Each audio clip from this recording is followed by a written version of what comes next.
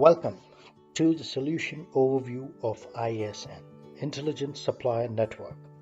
This video provides a solution overview of ISN, Intelligent Supplier Network.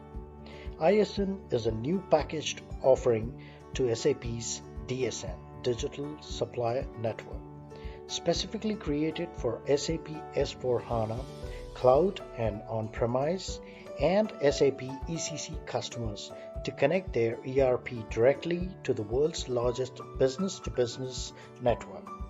It is an entry-level, fixed scope, best priced, and rapid deployment offering delivered by S2 integrators.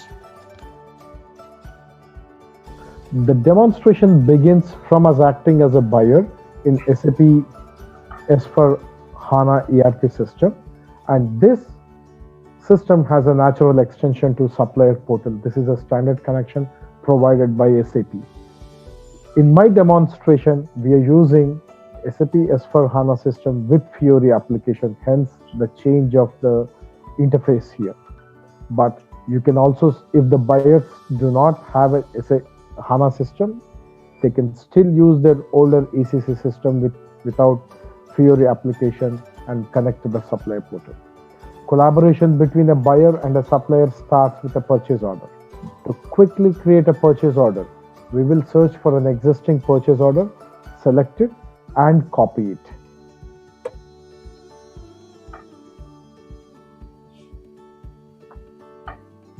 Let's wait for the common purchase order to be created. Now, if we look at our items that are being ordered as a part of this purchase order, you can if you go to the items block, the material is identified there and the material group is displayed, automatically selected, and the ordered quantity is displayed and the price negotiated with the supplier is also displayed.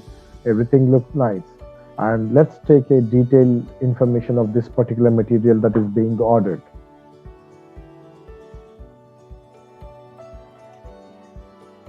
Now, if you take a look at the delivery address, now I want this material to be shipped to Palo Alto. That's identified in the delivery address. If you still come down, we can see what tax has been automatically identified. The tax information is displayed, the jurisdiction is displayed, and tax code is displayed. This gives us the net result of what actual tax amount would be. Now, let's apply this thing. Now we can order this purchase order.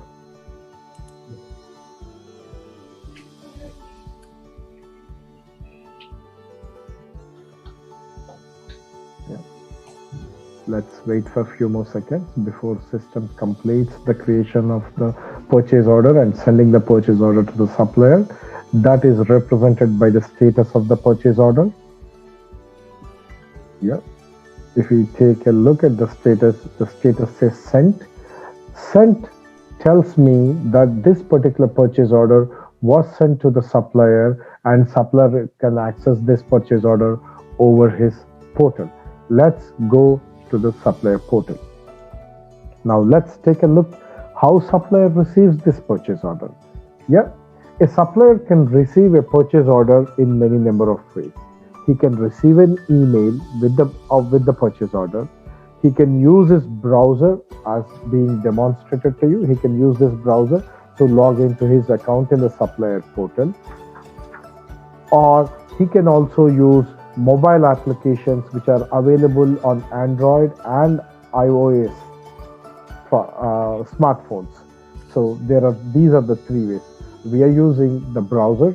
The supplier is logging into his account here, and once he logs onto it, the landing page displays a dashboard. This dashboard contains many widgets. It gives him the new purchase orders he has received. It gives him the information, how many purchase orders he has to still invoice. It tells him how many of his invoices were rejected by the buyer.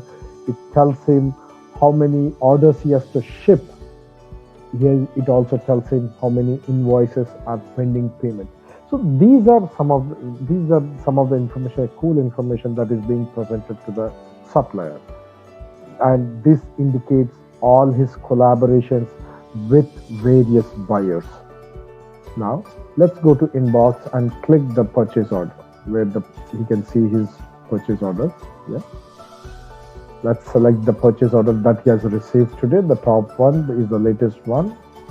And let's click on the purchase order. And now it's time for the supplier to look at the data and validate the data. Now, yeah, you can see the ship to address, the bill to address, the information of the buyer, and the items that are being ordered, the unit price, the negotiated price. You can see he's comfortable with that. The quantity is also, he's comfortable with the quantity. Now it's time for him to send an order confirmation. And while sending the order confirmation, yeah, he's confirming the entire order. Yeah, he gives a confirmation ID number. And if you take a look, this order confirmation has defaulted the purchase order. He doesn't have to remember anything. It just defaults. Now he provides the delivery date here. He can provide any comments there, and he can identify the shipping cost, estimated tax cost. These are some of the information. Once he has done that, he goes back to the line items, make sure that the ordered items are represented correctly with their quantity and the price. Yes, everything looks good. Now he's going to click the next and submits the order confirmation. Now let's go back to the buyer side of the world, and we'll see if buyer has received this order confirmation. Now we are going to the item details, and once we are in the item details section of the purchase order, we'll click the supplier confirmation tab, which takes us to the supplier confirmation block, and you can see the updated information from the supplier. It tells him he has received the order confirmation, the delivery date, and the supplier is comfortable supplying 3 pieces of the material. Now let's go back to the supplier portal, and it's time for the supplier to send an advance ship notice. Now that the day of goods delivery has arrived, he's sending an advance ship notice, which basically gives, he's creating this advance ship notice by providing an ID number there, and the delivery date which is required. And if you take a close look at this ship notice header block there, on the right side there is a tracking information where you can see a lot of carriers there, and the supplier can identify the correct carrier and can even provide the tracking number there. A shipping date can be sent. There is a lot of information which a supplier can send over his shipping notice. Now if we come down, yeah, we can take a look at the material that is being sent, the customer part number, the quantity, the price, everything looks good. Let's click next and let the supplier submit the advance ship notice.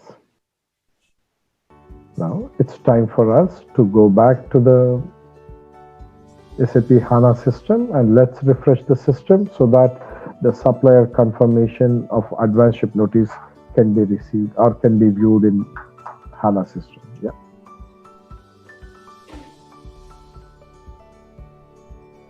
Click on supplier confirmations. Yeah. Now you can see the second confirmation. It has the exact delivery date, the time, the quantity that will be shipped to him.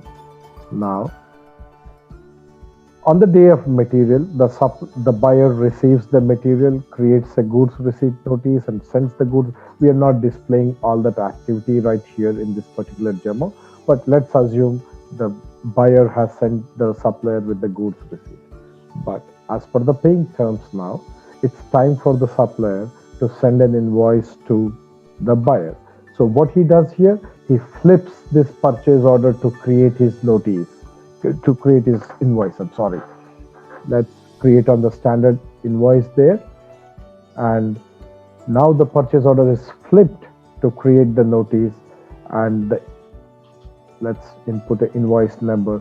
If you see close, now the purchase order is defaulted here. The totals, the subtotals, the amounts, everything is defaulted from the purchase order into the invoice. This is the beauty of purchase order flip to create an invoice.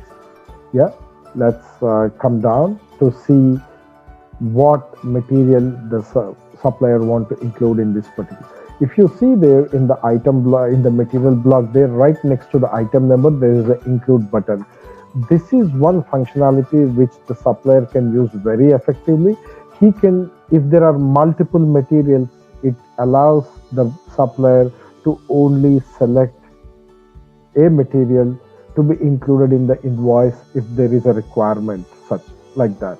So he clicks on the include button, and he also has the flexibility of deciding the quantity that needs to be invoiced. So he does that. Now clicks on next.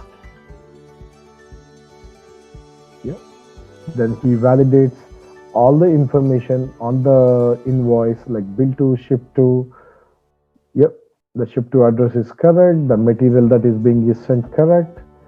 The quantity, the price, everything. Now if we come down, yep, once he validates everything and everything is to his satisfaction, he clicks on the submit button. Now let's go back to the buyer side of the world.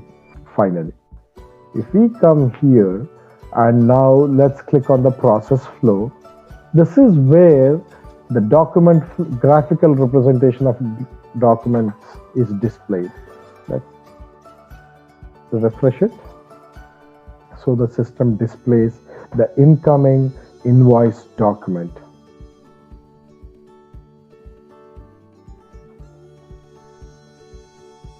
Perfect. Now we see the invoice here. It's in a packed status. If we click on the invoice, yeah, the account document is displayed. Click on the account document, and now the supplier invoice is displayed, and the account payable team can post this after due validation. They can post this invoice.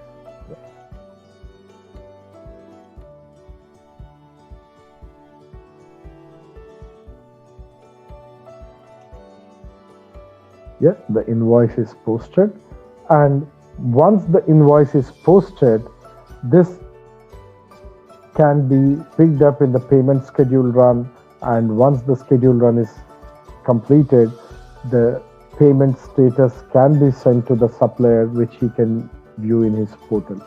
This is the end of the demo.